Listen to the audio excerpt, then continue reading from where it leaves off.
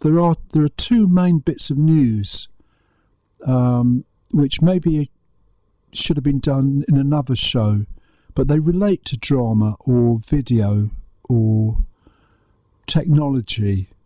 It will fit together at some point, but they're both, I think, very, very interesting.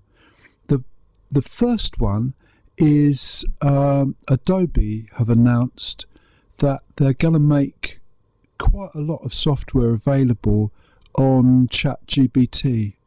So if you're if you are involved in AI, that's going to open up the possibility that you can create images. As far as I can make out, it's mostly images. I think it's Acrobat, which is definitely flat images or text pages, not necessarily a page, but a flat design of some sort. Photoshop and Adobe Express. And Adobe Express can produce video, but I haven't got my head around how it compares with Premiere or something like that. But it's quite a wide range of options there. So you can, to a large extent, edit whatever it is the AI comes up with, and you can also export whatever you've done into a full copy if you're paying a bit more. All these things seem to add up to quite a large amount of money going out every month, which is still the case. But I'm mentioning this partly because Chris Norton and myself from the World Show will be going to BET, and I think Adobe will be there. I'm not sure which stand or if they've got a stand, but they're going to be there in some sort of way. So these things will come up there. But also Canva, who include what was Affinity, which started out as... Oh, it's gone now. See, this is the trouble with the early morning. My mind, Serif. That's what it is.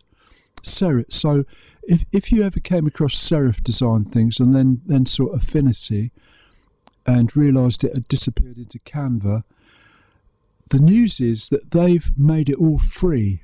They've just got one Affinity app, which is quite a lot like Creative Cloud in the scope of it, except for the video and sound editing. But they will get their money back through the AI, so you can add AI to it and do more with it. So I'm just thinking that in reality the disruption coming from AI is very significant already, and that's before it gets improved by somebody else, or there's a crash and a recovery and the companies involved shuffle around a bit, which I don't know if that's going to happen. It's another possibility, but it's all getting very interesting, and it is obviously open to dramatic treatment, which I'll come on to later in the show. But just to say, there's definitely some news there, and the whole aspect of video editing, sound editing, motion seems to be slightly outside of it, as if either AI could only cope with that given even more resources, or people are still prepared to pay for it, or the design software isn't quite advanced enough. So that's another thing to look out for at BET in January, but also at Learning Technologies in April, because certainly last year there was a lot more video there, including Adobe, who have an offer for companies for adult learning, but it can cope with input from other systems, which would include AI systems. So it'd be interesting to see where that is, and if there's news on a Thursday that should have been talked about on a Wednesday, then the drama show will be interrupted to cover it a bit.